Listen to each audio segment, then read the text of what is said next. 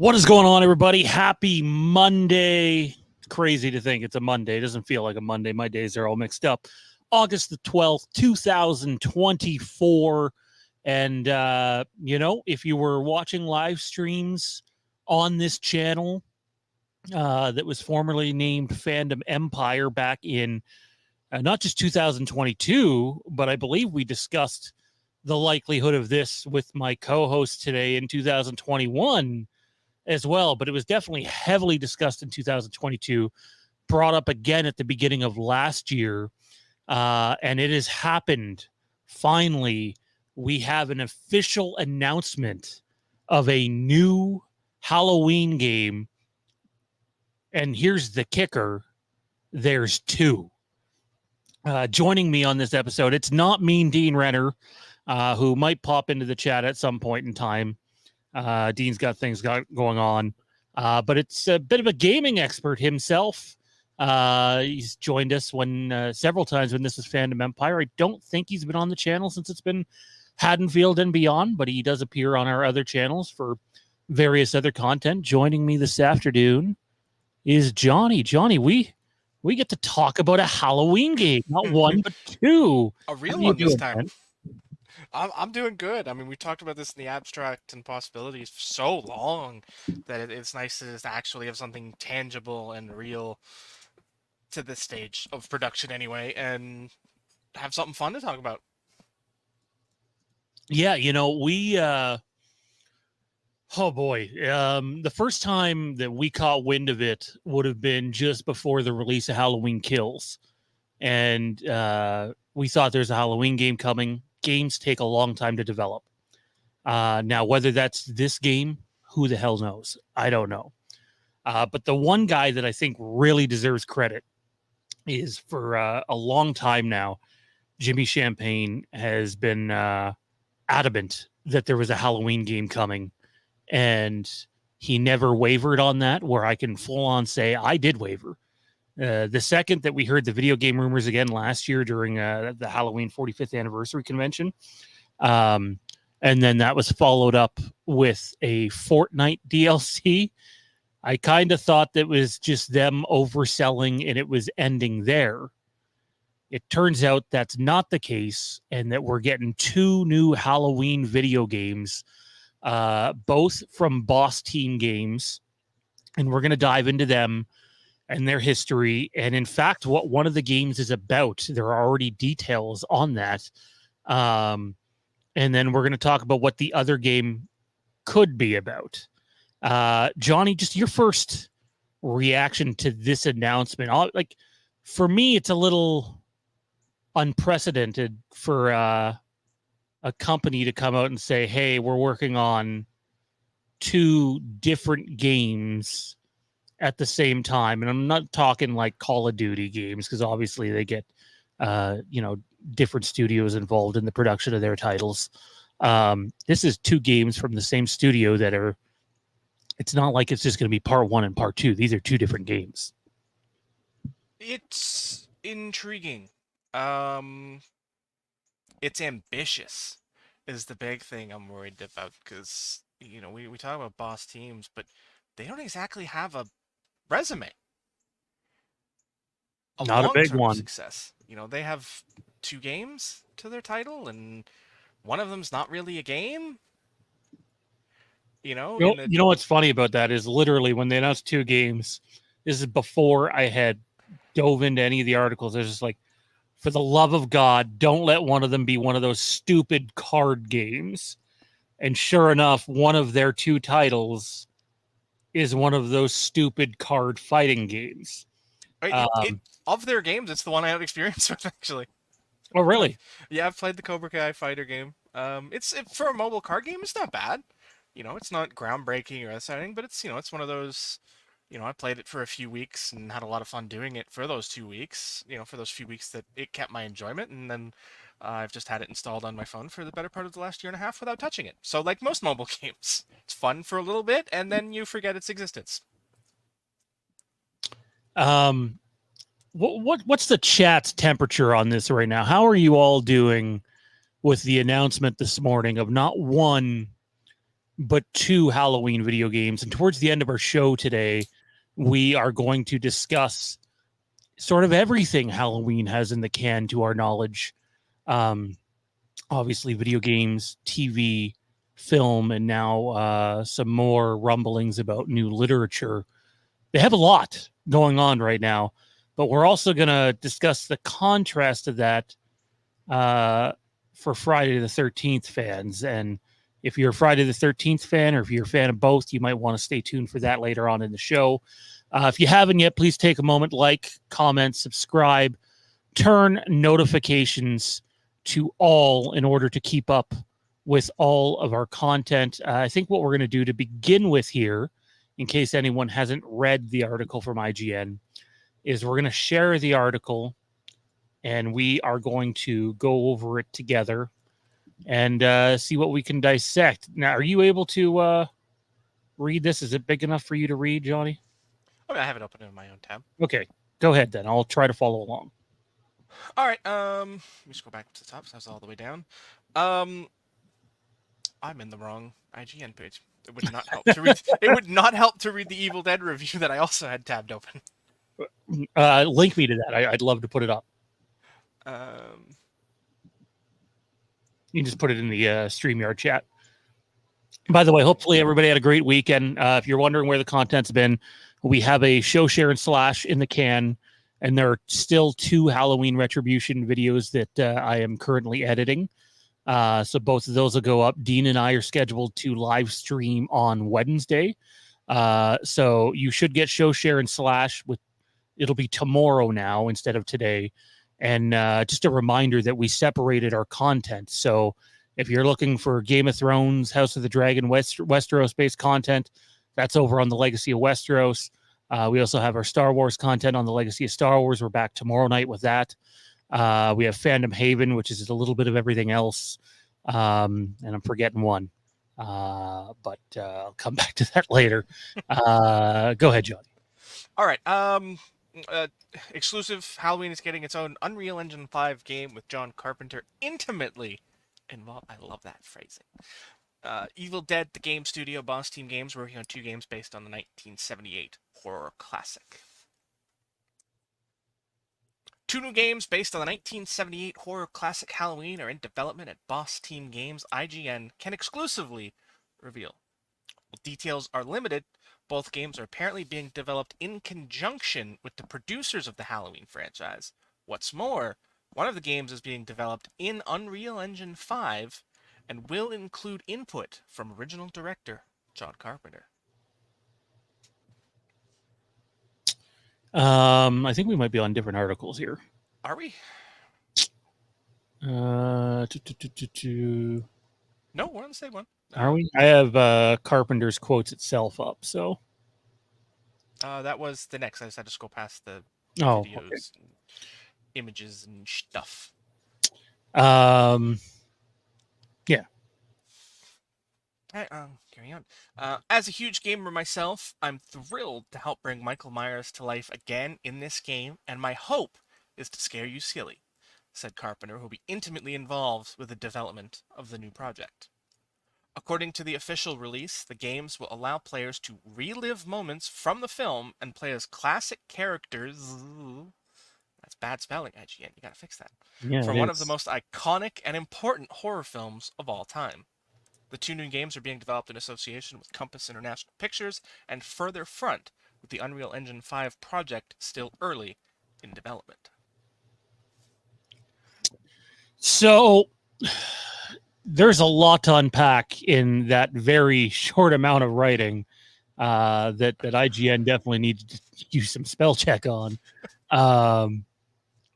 This is my take on it, and then I'd like to get your take. The Unreal Engine 5 project is obviously the more expensive, more lucrative, longer-term project. If I recall, people hear Halloween game, and the first 2 games that they're going to bring up in today's day and age are Friday the 13th and Texas Chainsaw Massacre. Neither one of those games used Unreal Engine 5, I don't believe. I don't think they were at that level. I don't think So 5 was out when those games came out. I don't know if they used Unreal Engine at all in the production of those games. I know Gunn was desperate just to get the thing out, and Gunn doesn't have a very good standing right now in the public's eye. For me, this reads as if we're going to have an opportunity to possibly play through the games again, or the movies again, possibly with alternative results, possibly from, hey, Anthony, long time no see. Possibly with, almost like a choose your own adventure style where, hey, what you do might change the ending of 1 or 2 or 4, 5, 6, 7. And we don't know how many are going to be involved with this. And then the other game, they don't say much about, but it's implied that it's going to arrive quicker than the Unreal Engine 5 project. So for me, I feel like that one of these games is going to be your prototypical low budget Friday the 13th / Texas Chainsaw game, which is fine. Like I can go for a Halloween game like that. No problem. But then the other one is going to be more story driven. Is that what you take from this? Or is there a chance we're just going to get 2 very similar games? I mean, I have to assume that one is going to be your basic asymmetrical horror game. I feel like it has to be, because it's the genre everyone's expected. And after doing a quick Google, Friday the 13th and Texas were both Unreal Engine 4 games. So, but no, Unreal Engine 5, it's a new engine, a newer engine. Obviously, it's the newest of the Unreal engines. It's interesting, it's intriguing. It's gonna obviously, asymmetrical horror. Everyone does it. The framework exists out there. Even if they just sort of, I don't want to say palette swap, but they have the mechanics already built with the Evil Dead game that you can build off of that platform and not spend as much time in development, already having most of the X's and O's. Now, am I right in saying the Evil Dead game is closer to Dead by Daylight than it is Texas Chainsaw on Friday the 13th? Do you know? Well, I mean, I'd say that, they're obviously, all of those are all asymmetrical horror style games, and they're all sort of different based on their universe, right? That's the thing that makes them all different, is the universe in which they're in. I mean, I'd say they're all, they're all sort of similar in that stylistic way. They're just unique in other ways. Dead by Daylight leans more heavily into like the perks and power-ups and things like that to tailor the experience. And Texas didn't, it tried to go that route, but it was more realistic and grounded, versus the more outlandish style that is Dead by Daylight. And of course, Friday the 13th would be the same as Texas Chainsaw, right? There's more realistic and less out there. So, I mean, I'd say they'll be similar. We've talked about it before, sort of having Halloween in, in the Haddonfield, suburbs and something like that. So, yeah, I mean, I expect it to be pretty much like Texas and Friday the 13th in that regard, because it fits the more realistic style of that, where Evil Dead is more Dead by Daylight because it is a much more outlandish universe, right? I mean, dealing with deadites and demons and all of those sorts of things, it is a much more outlandish, less realistic experience, whereas I think obviously Halloween has to be realistic because that's what the universe is, right? It's the most realistic of all of the universes, barring a few sort of supernatural-esque parts of Michael's, backstory and character, depending on which version of the canon you're working off of, which is another can of worms that we don't know yet. I just want to take a second and talk about, again, this is speculative, not confirmed, but I look at a game like Friday the 13th and what they did with all the different maps and how it connects to a bunch of the earlier Friday movies. Mm-hmm. And I look at the Halloween movies and you take a look at the difference between the main settings on some of them. Well, Halloween 1 is a bit of a given. You're in the suburbs of Haddonfield, Mm. where the back half of the film takes place. Halloween 2, the hospital. Halloween 4 might be the one where you go, where's that taking place? Do you do the school towards the end of the film where Loomis and Michael and Jamie have their showdown? Because otherwise, you're just getting a different suburbs, which is Makes possible. sense. Yeah. Friday the 13th did different campsites in their games. Yep. Um, Halloween 5, I don't really know. Halloween 6 is a bit of a given. It's Smith Grove Sanitarium. I think you would do Oh yeah, that. you'd have to. Halloween H2O. To me, you're doing the You're the school, school, yeah. and then Halloween Resurrection. You're probably doing the Myers house where you can go down into the sewers and all that. So, Yeah. there are well, I don't want to say easy, but there are natural Mm-hmm. map possibilities for that game and several different character options where it's not like they have to sit around a table brainstorming for months on end on what to do with it. You deliver a Halloween game in that vein while working on something bigger that's more story based, that's allowing you to play through the events uh, of that game Of a or of Halloween those night, yeah. movies. Um, Personally, I would have rather something original.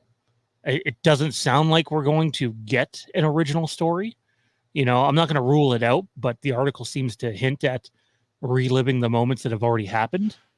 Um, I think that'll be the asymmetric one you think because so? I think so because it lends itself so much easier to that, right? Reliving the kills and all that just by having the different characters from the different films as the characters you play as, and of course you have your Michael, who is going to be interesting because as far as horror villains, like horror icons go, he's probably the one you're going to have the hardest time differentiating versions of, where Friday the 13th was much easier because Jason took on a very different sort of stylistic weapon.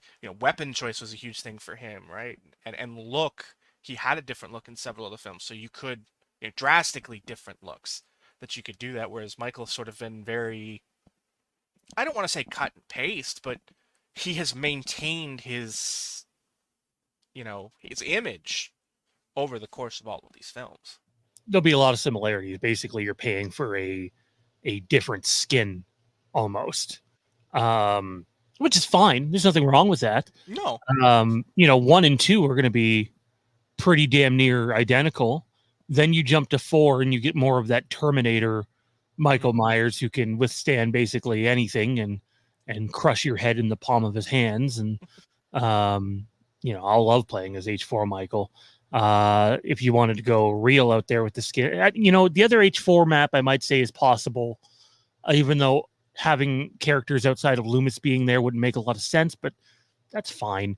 Is the gas station at the beginning where you get bandage wrap Michael with Halloween 4. Yeah. You get the diner, the gas station, the surrounding area, the gas station. I think Texas Chainsaw has a similar map to that. And it gives you a much different Michael because he's in the bandage wrap, right? So, but H5, you get your Michael swinging death stick. I forget the name of the damn weapon. H6 is similar to H4 Michael, and then H2O goes to more of a traditional Michael. I know there's going to be people saying don't compare Chris Duran to Dick Warlock, pardon me, and Nick Castle, but H2O style is more similar to that. I'm having nightmares at the just horrendous sight of someone playing Freddy, aka Busta Rhymes, doing karate moves on Michael. It's making me. I'm more concerned. For me personally, I'm more concerned with the zombie Michael and his interaction being that. Like, I mean, don't get me wrong, it would be fun to be the McDowell Loomis. I would love that. Just because I think it'd be more funny. I sell the sizzle. So like, it'll be interesting to see how they integrate the universes in this game. I'm excited for that because that's the most drastic of differences between Michael going from the Carpenter to the zombie to the David Gordon Green. Yeah, I mean, hey, I really don't mind the first two movies, and then the third one. Um, and So you're going to avoid the junkyard map? even though I hate the funeral procession that happens, I think it would make a really good map. I think going around a junkyard would be a lot of fun. Yeah, you could actually use the crusher properly by tossing a person in it this time. Kills is probably a It's not different Michael. hospital, and then 2018, frankly, might be the woods. So, Oh yeah, the woods and Laurie's house. Yeah, yeah, so yeah, that different basement house. there. It's not the Myers house, obviously. So, and that's if those three films are even in it. Like, I could see a world where the three newest films, much like the newer Friday films, didn't make the game, and they go back and focus on those first 8 films.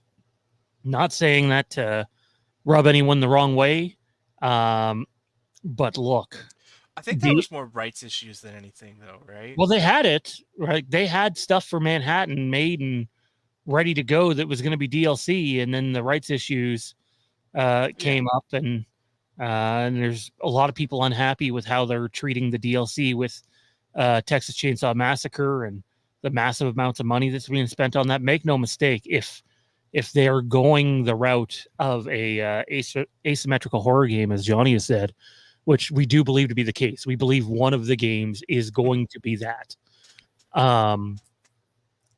You're going to get DLC, people. Absolutely. You'll get your standard stuff with the game, and then you're going to have to pay for more. You'll get stuff for pre-ordering, and then you're going to have to pay for more. That's how they're going to make their money. And it could get ridiculous, right? Like, you might get even 1 through 6 as your base stuff. You might not even get that much. No, you might not. And then you're going to have a lot of, pay $10 here, $20 there, maybe even $30 here. And it's, it's where they'll get you with asymmetrical games, because they always come in at a lower price point initially, because it is so heavily based on expansions, and then you can, once you actually stop and think about an asymmetrical game, yes, the little transactions pile up, but once you end up looking at the overall, you realize that, I just paid about as much as I did for a AAA game and got all the content I want. Well, the Texas Chainsaw Massacre one is far surpassing a. They've also done a lot, though, right? So I mean, you can sort of it's more buffet style in its expansions, right? You can pick and choose what you want, which is honestly the way to go, I think, because there's always going to be people who, some content creators are always going to pay no matter what, just to have the content, to be able to put the video on YouTube, first person to play as blank character in ranked horror, blah blah blah blah blah, and people are going to do that. So they're going to make their money through the buffet style of that. Let me ask the audience that's watching live at the moment, or even if you're watching after the fact, when you think about the possibility of playing as a Halloween character that is not Michael Myers, which character are you most excited to play as? So in terms of the characters that aren't Myers, which character are you most excited to play as? And then my second question, leave a comment in the comment section, please. And then my second one would be, out of all the different forms of Michael, and as we said, they don't change as much as like Jason does, which version of Michael are you most excited to play as Tina? Oh, God. You're going to just purposely get killed as Tina all the time, right? Which Michael Myers version are you most excited to play as? And then the other question I got to ask is, are they ballsy enough? I wonder if they do this as DLC to do Halloween 3. Are you ballsy enough to do a map with the robots and you go do the factory and you put Halloween 3 in the game and your Chalice and some of the other characters, and you're at the factory and maybe Cochrane's in there somewhere? I would be for it. I'm a Halloween 3 fan, but I know there's a chunk of the fan base that would look at that DLC and go, no thanks.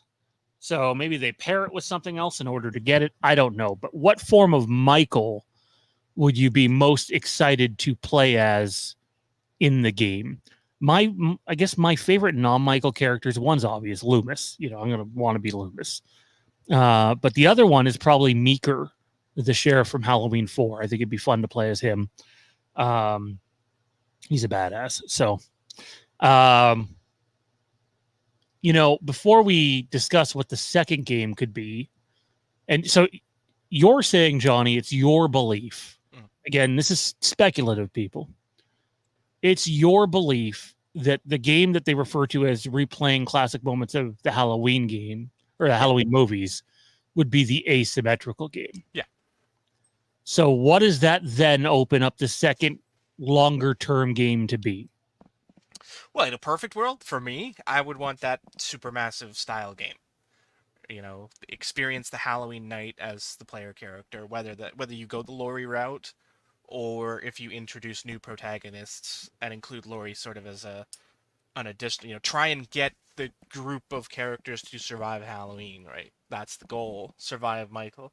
Throw in, Loomis as sort of that mentor type figure who pops up every now and again in the story, and I I would love to play through something like that, something new, something original inside the Halloween universe, because it is sort of blank canvas, and I am excited for that. And I would like original characters for myself for that one, so that you're not limited to things you can and can't do. Like you you can't kill Laurie, you can't kill Loomis.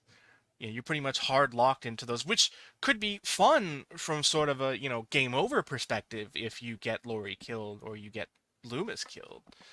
So those would be interesting from that perspective to try and figure out ways out of it, keeping those characters alive while making all of the rest expendable could also be fun. That's what I think. I think it's going to be that style of game because I think it's really the only type of game that lends itself well to horror genre, really. You can't really do like an open world style Halloween game. It won't work. Not as well as we'd want it to, like, unless you're Michael in that. And you know it's not as, I don't want to say fun. It's just it's not as good as a possibility. So I think it has to be a heavily story based, you know, uh, sequentially styled story like you get in a supermassive style game like Until Dawn or The Quarry or Heavy Rain, and those types of story based games. Detroit Become Human. Any of those types of games is what I think this is going to be. So you brought up one of your worries early on, and we'll get into this Evil Dead review by Boss Team Games, which is doing the two new Halloween games. And you said it's ambitious, Mhm. which is worrisome. And it's easy to connect the dots there. They have two games ever. And now they're doing two more, one of them being a mobile game. And now they're doing two more that are, both likely to be console games. It's a lot to bite off, um, regardless if you're doing one relatively quickly and the other one longer term. It's a lot to bite off. Yeah. I would, and we also don't know who this further point is involved in this. Obviously, we know Trancas and Compass International Pictures. They control the rights to the Halloween franchise. Johnny and I did a deep dive into what or who is Further Point and came up with nothing. No idea who Further Point is. And I think my concern with this is I do believe one of the games is story based. It might be a little more action based than um, Until Dawn or Quarry. Um, I also don't think the company as we know it, Boss Team Games, has the infrastructure to do a game like that on the level of those other games you mentioned. Your take on that? I mean, it makes sense. I think the difference is, Supermassive has always had big money behind them, right? They've had 2K behind them all the way, and that's huge money in the gaming sphere. They are I'd argue they're the kings. And as crazy as that sounds, they've taken that world by storm, and they're huge money behind. That's sort of where my mind tricks with this further point thing that neither of us can really track down, is that they're the money behind it. They're Yeah, probably a hedge combination fund. of them and Trancas. Yeah, they're a hedge fund or something like that that is fronting the money for this project and getting their name out there in sort of this universe. But I mean, I think I it's ambitious, but I'm not as worried about it because, like we said, with Boss having Evil Dead to build off of, they already sort of have the core engine built for how you would create an asymmetrical horror game, right? They have that core. At its core, you can use that to create your Halloween game off of that. Obviously, sort of the mechanics and stuff like that will be different, obviously, but you have that core gameplay,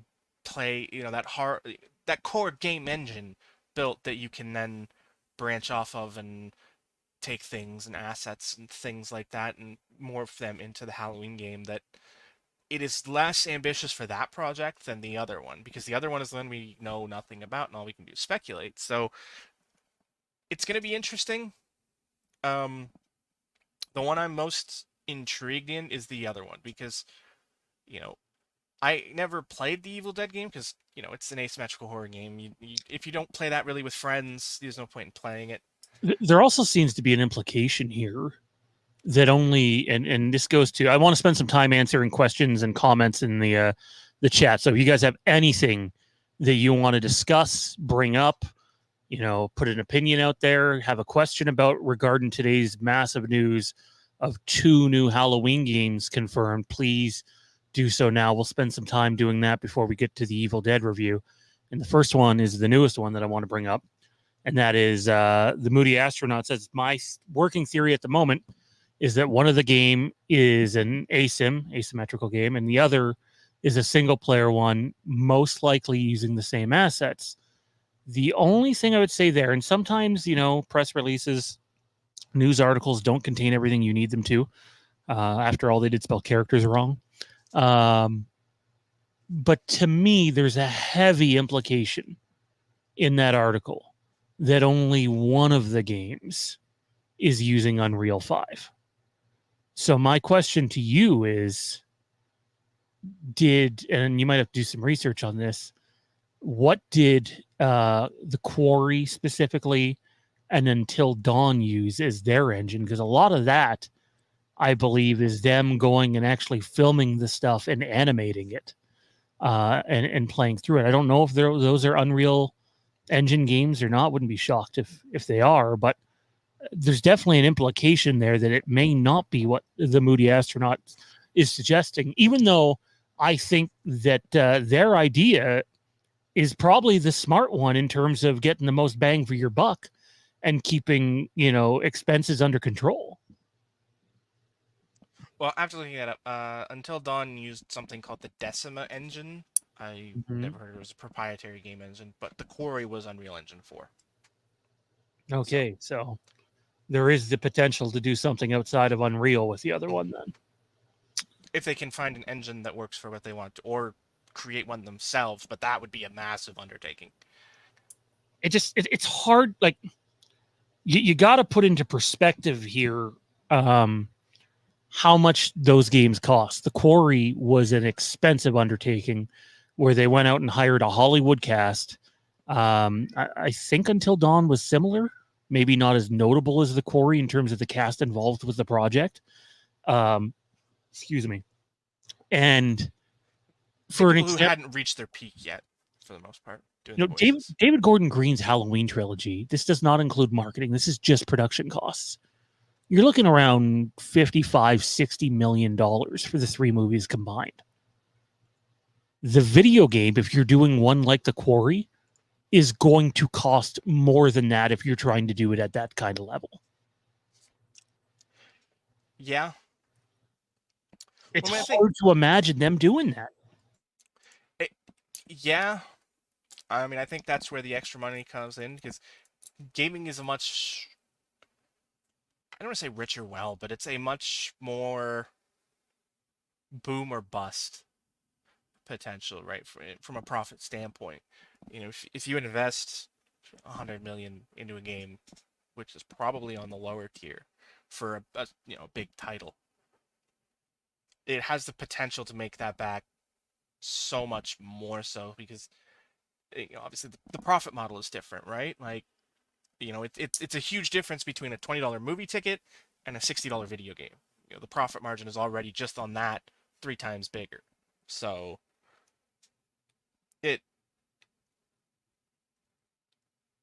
it's going to be interesting to see, who's putting the money up is the question. Is the studio doing it? Are they licensing? Is it purely a licensing thing from the production side, and this is all on the back of Boss Games, or is this sort of more of a joint effort? Everybody's putting a little bit into the pie, and everybody's taking a little bit out, and then of course, like we said, there's the Further Point thing that is purely question marks at this point. And we'll investigate more on that over time to see if we can get answers on that.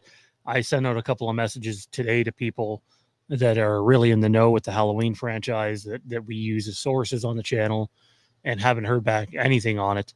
The one thing I will say this on is one of them has always been adamant, much like Jimmy Champagne, that something Halloween was coming, but they didn't have details from who, what it would be, the extent it would be, but they were floored that we got this announcement before specifics on the Halloween TV series.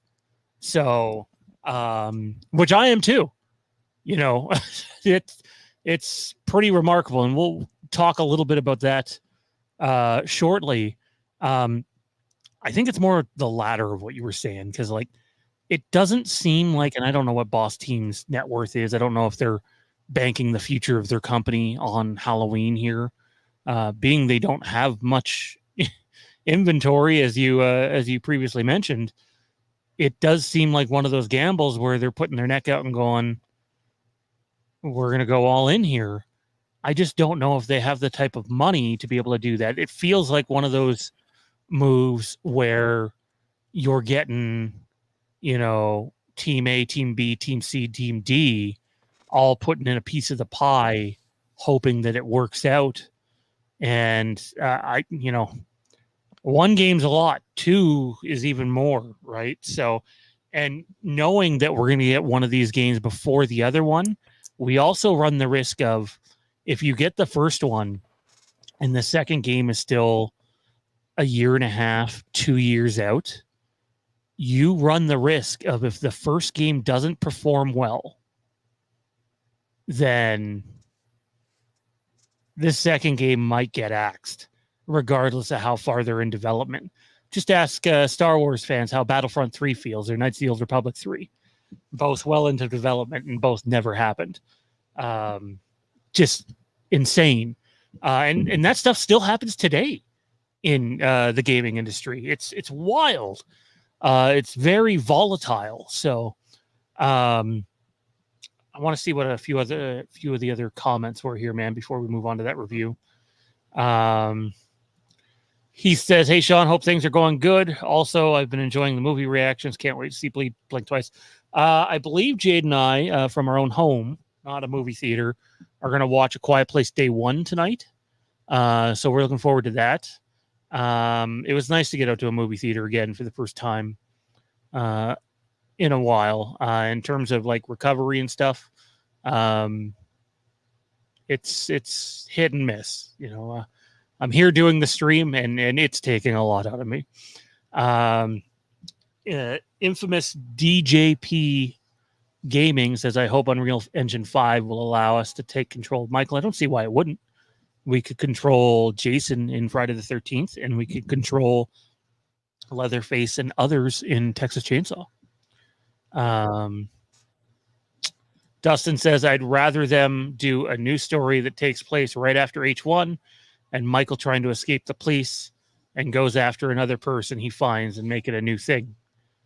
The problem with that is it sounds a lot like what the Halloween TV series is going to be, which is, I do think there's they got a lot going on right now. This IP in general, so making sure things don't overlap too much is probably a good idea. I Uh, can't I can't see a Halloween story-based game not taking place in Haddonfield and not being on a Halloween night, because that just, you know, I'd like to think those ones are givens. yeah. I would hope. He says Loomis H2, Warlock Michael Myers, and H6 Michael Myers. Dustin wants to play as Max. What's going on, Sham? He says, I want to play as Brady and actually finish off Rachel, then put up a different fight with Michael. Want to play as Bandage Michael. Yes, Dustin. RIP bracket. Yes, rest in peace to the late Charles Cyphers, who passed away a week or two ago. We were very lucky to get him back in that very minor role in Halloween Kills. I still shake my head at what could have been with him and Josh Hartnett in a Halloween retribution film. So, Sham says, if the game is like Until Dawn, then I want to make a choice where I can finish the job with Rachel. Meeker comes in and uses the shotgun on you. Oh, man. Dustin, you could play as Billy from H5 and stutter your way through the game. Oh, dude. Hostile. KJ says, hope Johnny's right. Until Dawn plus Detroit Becoming Human were great. They are. I don't believe they have the ability to go make a game of that quality. I think if we're talking an Until Dawn like game, we're talking about it looking more like Texas Chainsaw or Friday the 13th, but it being played out in that way. I don't think we're going to get a photorealistic Halloween game. That being said, There's nothing wrong with that, though. I mean, that's what Telltale built itself on, and they yeah, love their hey, games. if it's similar to Telltale, totally on board with that. Yeah. You know, I think it's almost impossible to play the Game of Thrones one anymore, but that was fantastic. I like the Unless you first Walking bought Dead it one. and still have it in your library somewhere. Well, I didn't, so fuck you.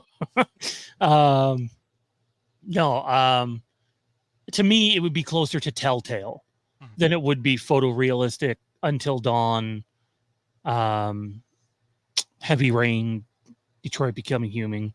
That being said, if you would have asked me 2 weeks ago if we were going to get 2 new Halloween games officially announced at the same time, I would have said you're fucking bananas. Like I said, despite us reporting that there was a Halloween game coming, I was firmly in the camp of they have oversold, and it was just the fucking Michael Myers DLC on Fortnite, and probably more Myers DLC when it came to oh my god, we were talking about the game earlier. Dead by Daylight? Yes. Oh, they already have that. No, I know they have the original one, but there was rumored to be more coming. So, he says it'd be cool to see 1963 at the beginning of the game, then fast forward to 78, break out of Smith's Grove. You know, that'd be cool, breaking out of Smith's Grove as Michael.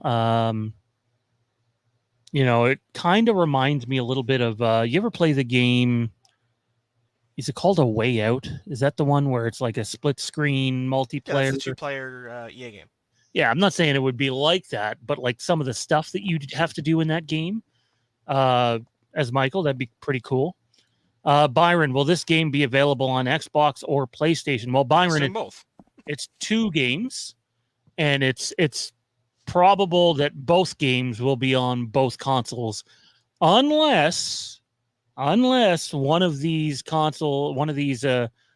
know, a Microsoft or a Sony has stepped up and given them some money to develop the game and be a console exclusive. Then I change my tune on whether they can do a super massive style game, because that would be some big money coming in from either one of those companies in order to produce this game. I don't think that's likely, but if that did happen, then I change my tune on how big of a game that you might get.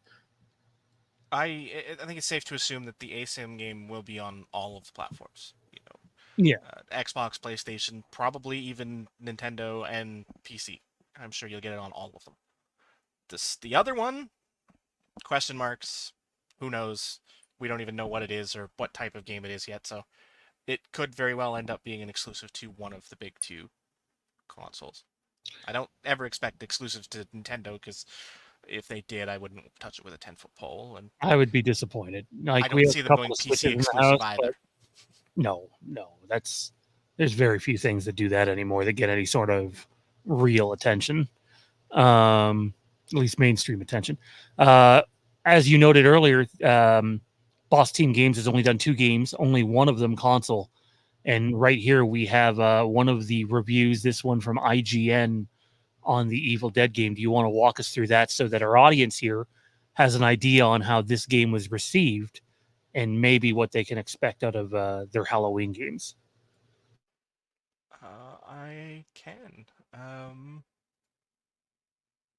Let me pull it up at the top. This was the IGN Evil Dead game review, originally posted in May of 2022. So this is a couple years ago at this point. Um, as far as movies go, the Evil Dead series had a track record of being way better than it has any right to be, low budget warts and all, and Evil Dead the game now finds itself squarely in that same boat. While it's filled with things that irritate me, like slight inclines that my wimpy survivor was helpless to scale, finicky command prompts, and more, it was overwhelmingly succeeds at being a balanced, compelling battle of wits and reflexes that has kept my attention after more than 20 hours, and that's no small task. Aside from the clunkiness, playing as a survivor absolutely nails the horror movie feel of working with a group to overcome an overwhelming evil threat. While playing as the menacing demon is a diabolically fun misadventure that fulfills the villainous mastermind fantasy. Yes, Evil Dead the game is an asymmetrical multiplayer game in the same vein of Dead by Daylight and Friday the 13th, but here it's presented with a goofy, Bruce Campbell smothered flair that's every bit as weird and campy as the cult classic movies. Mechanically, there's not much original about it. Each match, 4 playable survivors work as a team to avoid being maimed, long enough to perform a ritual that banishes all the evil from the land, all while enduring the true horror that is the map's geometry. At the same time, one evil player does everything they can to kill the survivors, using an army of undead soldiers and a bag of dastardly tricks so wickedly satisfying it's hard to feel bad for the poor souls succumbing to your terrible power. That game of cat and mouse is an absolute blast, no matter what side you're on.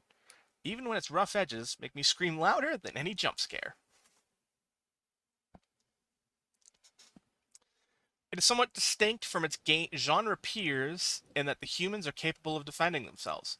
Playing as a survivor feels like a familiar squad-based third-person shooter that borrows a lot from the Battle Royale style, in which you're running around as a squad looking for loot and killing enemies as you steadily power up. Only here, your goal isn't just survival, but completing objectives like finding map pieces and defending areas to claim relics needed in the purification ritual.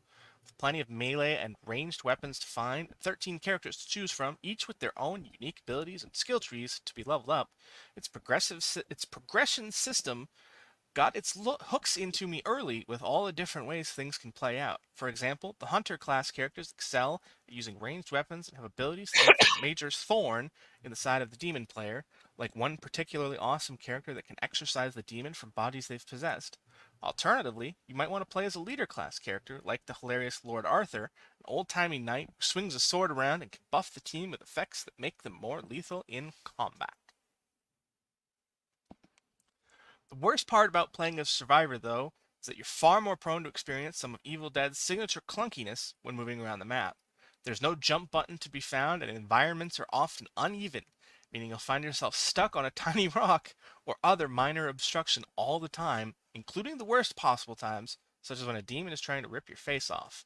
Sometimes a prompt will allow you to climb over small obstacles, but more often than not, you'll just have to walk all the way around, even something as trivial as a low hedge wall. The demon, meanwhile, can fly over all of that, making the glitches as asymmetrical as the gameplay design. Aside from being locked in a life or death battle with small pebbles, you'll also struggle with the lack of a lock-on system when fighting undead mobs. Finicky interaction prompts to do things like light a campfire or revive a fallen teammate that often doesn't register during crucial moments, your character getting frozen in place for several seconds for no foreseeable reason, and more. Probably my biggest pet peeve, though, is the really obnoxious safe zone system, which restricts your squad to an increasingly confined area as the end of the match approaches. If you've played a Battle Royale game before, you'll be familiar with the concept, but Evil Dead implements it in the worst possible way by making the safe zone changes unpredictable, almost instantly lethal if you're caught outside the boundaries, and increasingly inconsistent. I've had entire matches mucked up as my team completed an objective only for the safe zone to jump over to another part of the map a few seconds later, catching half the team in an unavoidable death zone, ending any hope of claiming victory. That's just downright frustrating. Luckily, the experience as one of the 3 playable demons has fewer sticking points, mostly because you play as a floating orb of evil that can quickly hover across the map and mess with the survivors with godlike powers, and that's an objective that never stops being amusing. That's due in large part to how many ways Evil Dead lets you accomplish that devious goal. You can summon hordes of computer-controlled enemies for the survivors to fight, set traps that spawn enemies and increase their fear when sprung, or even possess undead characters to control them directly, making them even stronger and more difficult to deal with. Not only that, but by scaring the human team using traps or demonic abilities and by separating them from one another, you gain the ability to possess the survivors themselves for a limited time, turning them against their own allies, which can be Who would absolutely do devastating. Another amusing way to win is by simply wasting the survivors' time by doing things like possessing the car they're driving and steering it off a cliff, so they have to spend valuable time wandering around on foot, or by possessing a tree and squatting humans in the face while they're trying to rest at a campfire. All the while, you're leveling up and gaining stronger and stronger demonic abilities until only the most resolute and skillful players have any hope of defeating you, and it just feels so delightfully evil. I usually prefer to be on the survivor side in this style of game rather than face their united attempts to kill me as the monster, but Evil Dead captured my heart almost instantly. It's easily the best monster mode I've seen. Of course, once you've gotten a handle on both the survivor and demon modes, there isn't a ton left to do aside from grinding for XP and leveling up your characters. And although I easily lost myself in over 25 hours of matches, the package does feel a little light on content in some regards, especially where maps are concerned. There are only 2. Although they're both fairly large and each has a few interesting areas, after a dozen or so matches, I started to see a lot of the same places over and over, and that increasingly wore down Evil Dead's novelty the longer I played. I mean, you can only hang out at a derelict doll factory so many times before you start feeling like you've seen all a derelict doll factory has to offer and wish you could visit some other types of failed businesses, you know? Evil Dead the game also offers some single-player missions, which are required to unlock some of the best characters, including Pablo from Ash vs. Evil Dead, or the legendary King Arthur himself.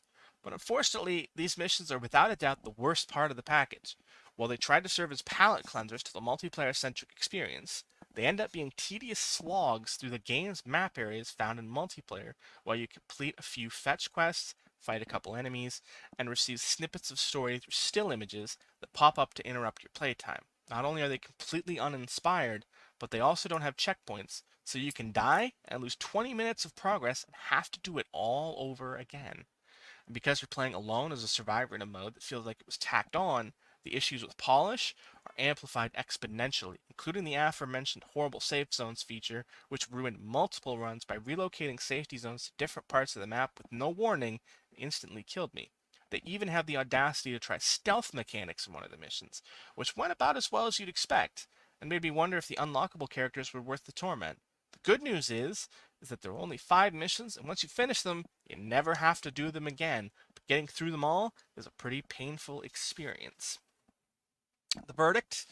Evil Dead the game is an awesome asymmetric multiplayer game that, like its source material, is far better than it has any right to be, given its frustrated lack of polish and being somewhat light on maps and modes. Playing as a survivor is a fantastic cooperative shooter experience, despite frequent problems with janky level geometry that leads to unfair deaths and other questionable design choices. While playing as the evil mastermind is just downright magnificent thanks to the amusingly fiendish ways you can mess with the other team. The single-player story missions are a distressing mess that I could have done without being forced to play through for unlocks, but everything else proves worthy of the classic cheesy movies that inspired it. Final review? 8. Great. I'd say that was, considering how it started, that review was far more positive than I thought it was going to turn out to be. To a point where I'm not a big Evil Dead guy. Sorry if that pisses some people in the chat off. Um, but yeah. Justin says, I wonder who's actually developing the Halloween game because Boss Team is just a publisher. Not according to what I read. I just read that Boss Team is a developer. They might have It was developed. developed by Saber and Was it published by yeah. Saber? Which is Ugh. why somebody in the chat earlier commented how they kind of dropped it. Yeah, that's because Saber went through chaos. Ugh. Yeah. If you're a Knights of the Old Republic remake guy, but now they're see they have separated from the parent company and like Saber Portal, I think it is. I don't know. Either way, last It's I back heard, in the hands of the original owners prior to so Embracer, yeah, the so founder. Yeah. yeah, they're in a better spot than they were. Embracer fucked up a lot of things and we're fucking up the development of a massive And AAA how? title in Knights of the Old Republic 3. I gotta say, man, when I look at the screenshots here of actual gameplay, Mm. it looks a little more graphically. I'm not talking gameplay itself, but like graphically, it looks a little more polished and a little better than Friday and Texas Chainsaw look. And I'm not an Evil Dead guy, but like if it was free to download at some point, or $5 or $10, I'd consider doing it. I'm somewhat surprised here in terms of what's happening. It does make me wonder though if Justin's right on that. A quick Google said that Boss Team is a game developer now, so maybe they switched roles or maybe they bought a company. I don't know. That'll be something to investigate. But the announcement seems to indicate that they're doing the game. If they're not doing the game, then that is a pretty big thing to leave out of the announcement today. Thoughts on that, Johnny? Oh, I mean, you're absolutely right. I wondered about that, but I mean, it does specifically say that the Boss Team is developing it, right? Not just producing it. So, Well, then I would say that this is Boss Team's first developing console game. That doesn't mean it's going to be bad because different companies hire different people from other companies. It's no different than a sports team or a race team or a Hollywood production that goes. Look at Universal bringing on Christopher Nolan after years with Warner Brothers. So Justin says he's sick of asymmetrical horror games. I hope the Halloween games are different. We can basically guarantee you one of them is going to be asymmetrical horror. you got a 50% success rate on that. Yeah. Hopefully it's not both, but one of them is definitely going that route. And I'm okay with it because Halloween hasn't gotten their shake yet at it. Outside And of its presence in Dead by Daylight, which is minimal, very minimal. And it's an awful game for the Michael style of villain. Dead by Daylight does not, in my personal experience playing the game, because I have it and I've played it. I'm pretty sure I have the Myers DLC as well. It lends itself to the crazy chaos horror icons, not the more realistic ones. So, I'm not going to be playing as Michael or they have Ghostface from Scream in there, but Chucky is fun because he's crazy, chaotic, and the original ones obviously are built for that. Well, there you have it, ladies and gentlemen. 2 new Halloween games coming your way, both reportedly being developed by Boss Team Games. That to me tells me that they've gone and they're moving into. Thanks to Justin for the additional information. That tells me that they're moving to the development territory. How long until they abandon the Halloween games like the Evil Dead Well, that games? was the Embracer. That was an Embracer issue more than a Boss Team's Games issue because, like you said, they were the developers on that one. They were the ones creating the content. They are the company that went through hell. Yeah, they were the company that got $75 million from PlayStation, and that's just the Sony side of things to develop Knights of the Old Republic 3. It doesn't include any of the other money that was coming in, and just squandered it. And now they're in a desperate fight to. I'd also argue that they didn't so much abandon it. They pushed out all of the content I think they possibly could have for that game. They covered all the movies, covered the TV show. from a content perspective, I don't think there was anything more they could do, and the servers are still live. So That's more than you can say for Friday the 13th come December or January 2025. So, Justice Script says, I hope with Carpenter's eyes and input on it that it'll give us some sort of comfort with whatever's produced from it. I'll give John Carpenter this. His passion in life at his state and age, shockingly, is video games. So, and he has no problem telling you that either. It'll be interesting to see what comes of it. Indeed. As we get ready to wrap up here, man, I want to bring up something else that I mentioned off the top. Is one of the things that I've heard recently, and that we ran a report on several months back, is that there is new Halloween literature coming. Now, one of them is 100% a behind-the-scenes book that some of you might already be familiar with. And if I say what it is, that fella is going to rip my leg off and beat me with it. But I can tell you that it's coming, and it's in the very early stages. So you're probably looking at a 2026 release. But if you've seen his prior work, he's quite good at what he does. And then the other is apparently original new stories. So my question is, and even to you, Johnny, you like to read. Are you more interested in reading a new Halloween story in a novel or a comic? To me, comics seem more likely than a novel at this point. But I'll tell you what, if someone had said there was a brand new Halloween original novel coming, I'd be all over that shit. I mean, For example, have you heard of I don't know if you've heard of it yet, but Batman 89 is getting a novel sequel this October, done by John Jackson Miller, who's a longtime famous Star Wars author. And it's a direct sequel to Batman 89. And I do wonder if they're going that route with a novel and going direct sequel to one of the Halloween movies. It'll be interesting because, I mean, Batman 89 has had a comic series for years. At this point, so it'd be interesting to see a novel about that too. But I mean, for me personally, I'm a novel guy. I have my Kindle. I'm constantly reading something or other when I'm, sitting around not doing anything. And it for me, I like the tangibility of the novel. Comics are fine. I don't have an issue with them. I like, I like a good comic adaptation or a good comic original story. Like, I have all of the Injustice comic run from the first game. I love that. So I love me graphic novels. It'll be interesting to see which route they take. I think for Halloween, I mean, you can do both, I guess. I don't see an issue either way. Novel, you're providing the illustration internally, and your only limit is your imagination and the words written on the page.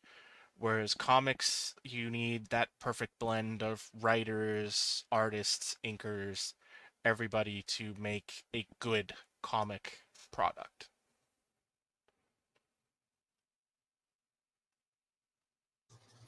Yeah. So again, we've said it before, but in the last few days, I've been reassured that there is new Halloween literature on the way. One of them a behind the scenes material, and another one, it sounds like new original stories. So, and let's close with this, man, for the final 5 minutes here. So, I've just spent the last, I guess, a week in August and a week in July going through the Friday the 13th movie series with my oldest son, who's 16. He really wanted to do it.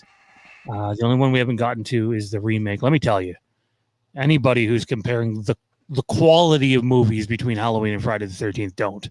Halloween is just a much better produced franchise. But Friday has such a huge following. And you look at what Halloween's getting, man. You're getting more behind the scenes literature. You're getting new original literature. You're getting not one, but two new video games today, which is just massive breaking news. I'm glad it didn't just turn out to be the Fortnite shit. You have a TV series that, should be any day or any week now, having details come out about it. You know, people are stunned that we got details about 2 new Halloween video games before the Halloween TV series. And then there's apparently a movie coming. So Halloween's getting this embarrassment of riches. And even though I'm a huge Halloween fan, man, we're just coming off, you know, the tales of a trilogy which had releases in 2018, 2021, and 2022. And while I might not have liked that 2022 release, that's still relatively recent in terms of big production releases. They don't really need all this stuff just yet, but it sounds like they're going to get it. Meanwhile, the Friday the 13th fans are sitting there going, our video games being taken away from us. We already didn't get half the content that we should have with the video game. Crystal Lake just got squashed by studio executives with Brian Fuller well into development on a very Hannibal-like take of that. And no movie near, because that stuff still isn't sorted out. And there's just status quo. You know, it sounds like something Nightmare's coming in the relatively near future, but in terms of Friday the 13th, I fuck the franchise in general and the people that control it is all I have to say. But for the fans that spend their hard-earned money on Friday projects, I feel for that fan base, man. When you look across the pond and you see everything Halloween's getting, and you're a Friday fan going, what the fuck? Like, what's your take on that? I mean, I'm one of those, right? Like, you know, if you've been around here long enough and seen me doing like the Halloween movies, you'll know that Halloween is my number 3 in the Halloween, you know, in the horror franchise ranking list for me. It's behind Nightmare and it's behind Friday. So, you know, it's personally, I don't know how to you that. can say that after Jason Goes to Hell. I don't. It came out at the perfect time when I was young enough to think camp was fun. The best part about that was Rufus, damn it. I don't disagree. But, you know, it was that perfect time for camp, and I loved it. But, you know, for me, it's exactly that. It pisses me off to no end just seeing how well shepherded the Halloween franchise is with the Accods and Carpenter himself, you know, being that voice of, you know, that Paramount guy for the franchise who's, you know, the creator, who's heavily involved again, right? Like exactly, and that was makes a involved huge in the 3 movies that just came out. It apparently has some sort of involvement in the TV series, even if it just might be scoring it, and now involvement in one of the 2 new games. Yeah, I mean that's the difference, right? Like, you know, Halloween, you have everybody in sort of the Zen mode of this is great. Let's just keep pushing stuff out. Let's make the fans love it. We love it. Let's keep going. And Friday the 13th is just the opposite of that. I created this. No, I created this. No, I created this. No, They sound like a bunch of kindergartners squabbling over a piece of art hanging on the fridge. It's ridiculous, you know. And it needs to end. They need to, somebody with lots of money needs to step up and say, enough, I'm buying it from both of you. You get this, and I get everything else. Go away forever. Like, if I had that kind of money, I'd do it. You know, I'd throw if I won $1 billion in the lottery tomorrow, I'd throw $100 million at each guy and say, I want everything. Go away. Justin says Jason Goes to Hell is an abomination, but then again, Halloween has the Rob Zombie and David Gordon Green movies. Jason Goes to Hell makes all those movies look like near Oscar winners, in my opinion. And okay, now you're just it's fucking awful. Like, it's just my opinion. If you love the movie, then great. I mean, somehow Matt Whitfield loves the movie, and I just had a discussion the other day. I can watch Jason Goes to Hell all the way through without turning it off. I can't do that for H2. I can't. Cannot watch it all the way through anymore, ever again. The next I can watch Goes to Hell all the way through. I can watch Takes Manhattan all the way through. They're awful, but I can watch them all the way through. Cannot say the same for the Rob Zombie Halloween movies. That's God. Just think about this: 3 entries in a row where Jason Takes Manhattan. I'd rather not. Goes to Hell and Jason X. I'm sorry, what's that? I don't know that movie. Because what are you talking about? Wow. I don't acknowledge that movie's existence. It doesn't exist. It's not a real thing. It's a It's a different franchise. I don't know what you're talking. It's Jason X. That's its own franchise. It's a spin-off, not related to the Friday the 13th movies. That's my story. I'm sticking to it. I feel for Friday fans. I really do. Want to say thank you to Johnny for doing this 75-minute stream, basically, by the time we log off of here. Obviously, we didn't have Dean available today, but I see him in the chat. Dean and I will be on talking more about this on Wednesday and some of the other things that are going on as well. Again, like we mentioned earlier, rest in peace to the late, great Charles Cyphers. If you haven't yet, please like, comment, subscribe, turn notifications to all to keep up to date with all of our content. Because of this live stream tonight, show, share, and slash will be pushed to tomorrow. So be on the lookout for that. It's a good one, too. It's probably my favorite one Dean has done yet. It's always a good one. Dean's always bringing the heat. That'll be available tomorrow, and then Dean and I will be back with a live stream on Wednesday. We'll also be recording the next show, share, and slash, which will be available on the weekend. Just keep up to date with all of our content. And if you ever feel like we're not doing stuff over here, and I think that we've had a release every week for a while now, please, Wednesday gives me time to check into all. Yeah, crazy morning, dude. Crazy fucking morning. It's not often I'm the one getting Halloween messages from Sean that, before lunchtime, and today was one of those days. I was just like, oh, wow, not one but two new games officially confirmed. Interesting. But yeah, thanks to everybody who came out. Again, liking, commenting, subscribing, all that helps the channel out a lot. Please, if you have the time to, check our other channels out and our other content. We're still doing it. It's just in another place. If you're looking for the Game of Thrones and Westeros related content, that's the Legacy of Westeros over on YouTube. For our Star Wars content, the Legacy of Star Wars, we have a show coming up tomorrow night, 9 p.m. Eastern. You don't want to miss that. Fandom Haven, we're doing random stuff here and there, wrestling stuff as well. We will be doing a all-in prediction stream. I guess an all-out prediction stream too. All-out's happening still, right? It's 2 weeks after All In. 2 weeks after. So we'll be doing prediction streams on both of those things and Bash at Berlin here in the very near future. Don't forget to check out Johnny's The Midichlorians, The Gay. No, I'm kidding. Yeah. But until next time, we'll see you again in Haddonfield and beyond.